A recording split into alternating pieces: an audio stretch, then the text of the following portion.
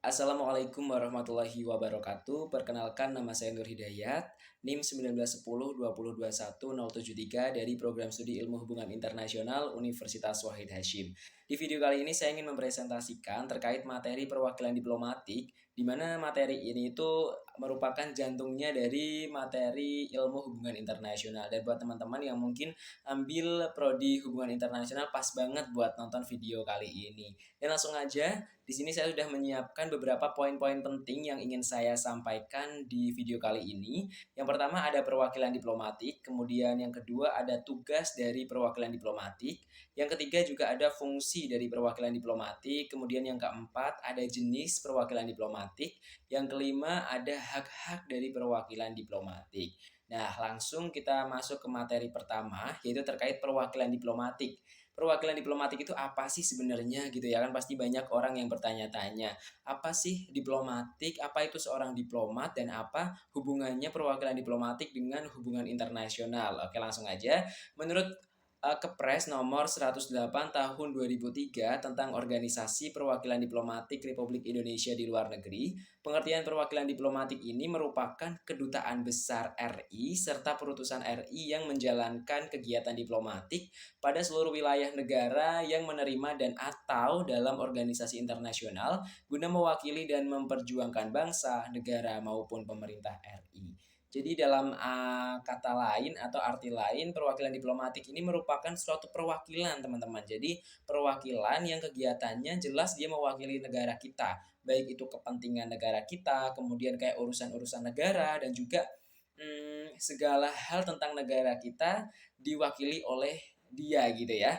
Jadi dalam melaksanakan berbagai macam hubungan, misalkan kayak hubungan diplomatik dan juga hubungan-hubungan bernegara di negara penerima atau organisasi internasional. Contohnya misalkan di ASEAN, kita juga ada perwakilan diplomatik di organisasi tersebut. Kemudian kayak di PBB dan juga di beberapa negara-negara lain, misalnya kayak di Amerika Serikat, kemudian kayak di Singapura, di Malaysia kita juga memiliki perwakilan diplomatik yang tentunya mereka juga melaksanakan tugasnya sebagai perwakilan dari negara Indonesia. Selanjutnya, nah, teman-teman, setelah tadi kita tahu terkait apa sih perwakilan diplomatik, nah kali ini ada beberapa tugas-tugas pokok dari perwakilan diplomatik yang tentunya harus dijalankan dengan baik. Yang pertama ada negosiasi.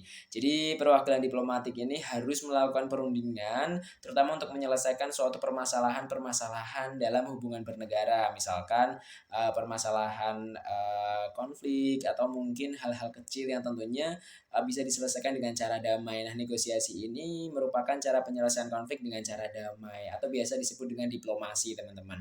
Kemudian yang kedua, ada tugasnya dalam memproteksi. Jadi proteksi ini sebagai perlindungan orang-orang atau warga negara Indonesia yang ada di negara di mana kita memiliki perwakilan diplomatik. Misalkan warga negara Indonesia banyak kerja di Malaysia, berarti perwakilan diplomatik Indonesia yang ada di Malaysia harus mereka sebagai pusat perlindungan dari seluruh warga negara Indonesia yang ada di Malaysia. Kemudian yang kedua, tugasnya yaitu sebagai representasi.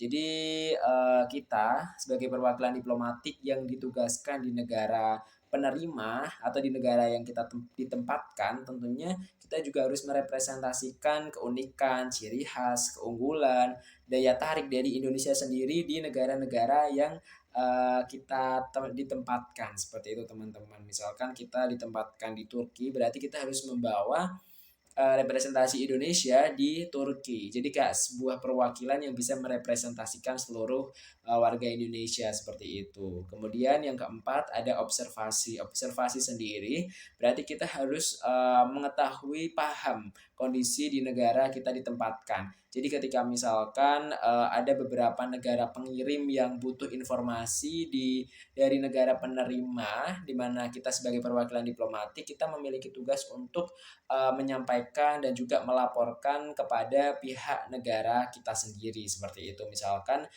terkait kondisi keamanan negara atau mungkin terkait kondisi situasi, terutama beberapa negara yang mungkin ingin melakukan penerbangan atau mungkin ada beberapa warga negara yang mau bekerja. Jadi setidaknya mereka akan merasa aman karena segala informasi valid dari perwakilan diplomatik yang mereka tempatkan. belakang seperti itu. Yang kelima, ada tugasnya yaitu untuk menjalin persahabatan. Tentunya di sini mereka menjalin relasi dengan negara-negara yang mereka ditempatkan, terutama untuk meningkatkan persahabatan, kemudian juga bisa saja untuk meningkatkan kerjasama dalam bidang ekonomi, budaya, ilmu pengetahuan, dan juga teknologi, teman-teman.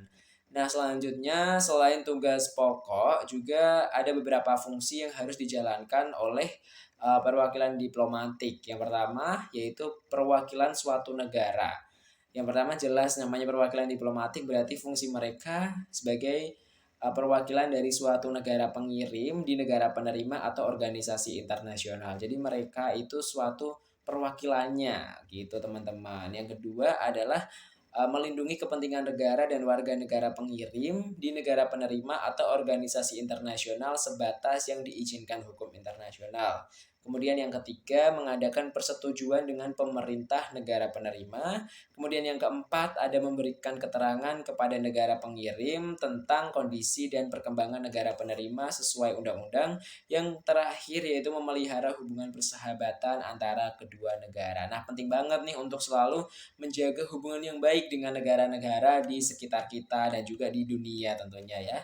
Dan selanjutnya untuk jenis-jenis dari perwakilan diplomatik sendiri ada beberapa jenis. Yang pertama ada duta besar, kemudian ada duta, ada menteri residen, dan juga ada kuasa usaha. Nah, duta besar sendiri ini merupakan perwakilan diplomatik tertinggi tingkatannya di mana dia mempunyai kekuasaan penuh dan juga kekuasaan luar biasa, teman-teman. Selanjutnya juga ada duta. Duta ini dia menyelesaikan segala persoalan kedua negara, juga wajib untuk berkonsultasi dengan pemerintahnya. Kemudian yang ketiga ada menteri residen atau resident minister, yaitu suatu perangkat perwakilan diplomatik yang hanya mengurus urusan negara dan bukan sebagai wakil pribadi kepala negara. Selanjutnya juga ada beberapa kuasa usaha nih, teman-teman, yaitu perangkat perwakilan diplomatik di mana mereka melaksanakan usaha tertentu.